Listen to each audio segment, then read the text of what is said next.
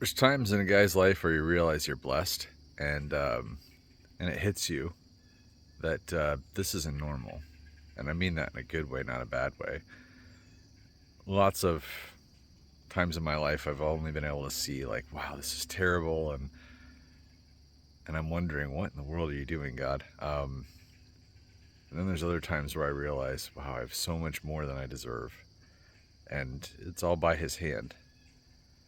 In fact, sometimes when you realize the blessings aren't in the things you can have, but the experiences you have around them. And because of that, I want to show this car right here. This Reef Blue 93 Mustang GT. It's a work in progress, but this is my son's car. And him and I have had a lot of time working together on it. And not to mention, he has done a lot of work on it that I feel like is helping him as he develops to be not only a man, but a car guy. There's not a part of this car he hasn't touched, and like I said, still a lot of it's a work in progress. He's got another set of wheels and all kinds of things he's going to be doing to finish it, but we just finished painting the Reef Blue, the final pieces of that, and so he's going to be heading back to college in just a few minutes and taking this car with him, which I think is a pretty cool car to be driving when you're a young guy in college. This is my 83 Capri, and I've actually gotten my license in this car when I was 17. The crazy thing here is that it was also my brother's first car, and it's been in my family for, gosh, I think we got it in 1987 or 1988. But the car, when I drove it in high school, didn't look anything like this. I actually parked it when I was in college because the ignition switch caught on fire, and so I got the car back in about 2018, and actually just about junked it. A friend of mine, who I affectionately call Mustang Josh, I offered to sell it to him, I think for like $1,000. It was a very solid rust-free car from Wyoming, and I put it on Facebook Marketplace, and I had someone like offer me maybe like $650 for it as a shell that was solid, but the motor didn't run because that ignition switch issue. And Mustang Josh convinced me that although he couldn't buy it without his wife wanting to kill him, I shouldn't sell it. And so I hung on to the car, and then during COVID, my kids and I restored this car. And since then, we've done 2 power tours in it and just had an absolute blast in it. It is powered by a 2.3 turbo, and is a T-top car as well. This car, I've got so many memories through this view. It's really unbelievable.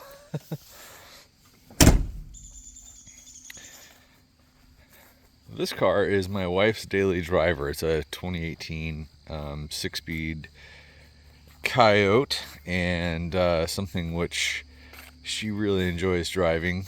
And when she was a young mom, I used to buy wrecked cars as well as classic cars that I'd restore, and it was actually a way that we were able to pay off all of our student loans and eventually this house, by just taking cars and fixing them and kind of working all the kinks out of them and then selling them. So we had a lot of fun cars. Meanwhile, she was driving mom mobiles. We had like a number of Grand Prix and some Honda Accords and just different kind of more appropriate cars that family cruises in. And I told her, when our kids grow up and leave the house, I'm going to get you a fun car. And so our older 2 have moved out and gone to college, and this is her fun car. She has a blast with it, and it runs really, really well. In fact, it's almost kind of convinced me that if someday the 2.3 goes south in this car, it may become a Turbo RS of a different flavor, a twin turbo Coyote RS. We'll see. This is Saleen 88 number 526, and I'm going to do another video on this altogether at some point, but this car was actually owned by a man named Rex McCoppin, and Rex was a little known name who was actually part of building the original 86 and 87 Saleen race cars, the ones that kind of put Saleen on the map. He worked with Kenny Brown to basically build those first 2 years, and of course they won a championship in 1987 with those cars. This car, because it was owned by Rex, actually has a number of parts that came off of the race cars that were built in 87, because there was a big team mix-up between 87 and 88. So this car's got a very unique intake manifold on it that came through the racing side of things, as well as a K-member that was originally on 87 number 19 race car, that shifts the front wheels forward, that shifts the motor backward and down. And what's kind of cool about this car is it has a ton of OG Kenny Brown stuff on it as well. I know it was very, very early in the time when Kenny was making speed parts, and so this car's just got a lot of stuff on it that's got some pretty unique history, I think. It is pretty original. I've basically just done enough to it to kind of get it to where it's drivable again and safe to drive. It does have a Kenny Brown cage in it and a few other things that really make it pretty track ready. I mean, it's been on all the road courses around the United States, and spent a lot of time, probably more time at race duty than it has at street duty at this point. But my goal is to get this car back on the track at Mid-Ohio and be able to have some fun with it. And really, I'd love to at some point get Rex back behind the wheel of this car and let him take some laps. This is 88 number 132. It is a car that is a work in process. We are doing a restoration on it. When I bought the car, it had a lot of unoriginal parts on it.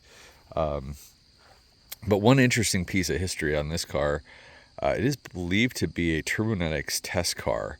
In fact, if you look at the Turbonetics installation guide that they had for their turbo kit on a small block Ford, you would see this car sort of being the engine bay, in particular, being in all the shots. And I've got receipts for multiple engine parts from there on. So once the turbo kit went on it, rods, pistons, and other things went in it.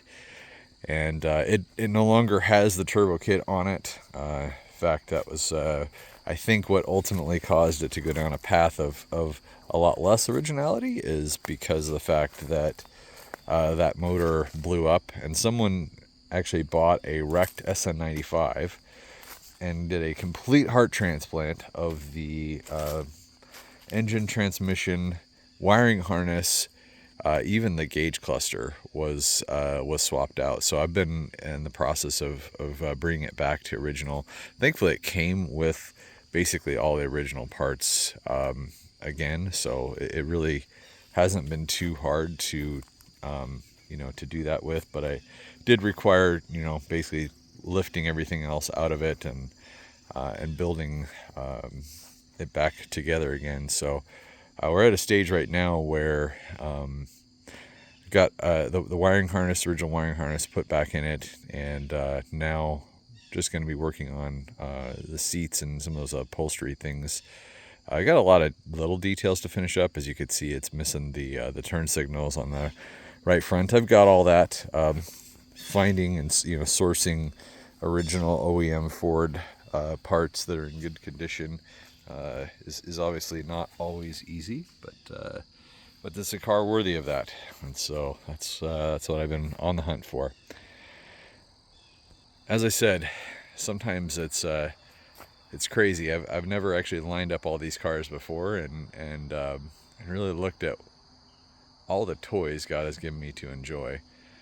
Truly, I do look at these as things that I have to hold loosely, and I do that. If ever there was a day and a need in which some of these need to be sold, they would be in a heartbeat, because they are not what defines any part of who I am or what I'm about. But boy, when you can look at life and see that God has given you and entrusted you with a lot, and let you enjoy a lot of the dreams that you had as a young kid, it can be humbling. And I hope that as you're seeing this, that it encourages you to get out and do things, especially with your kids.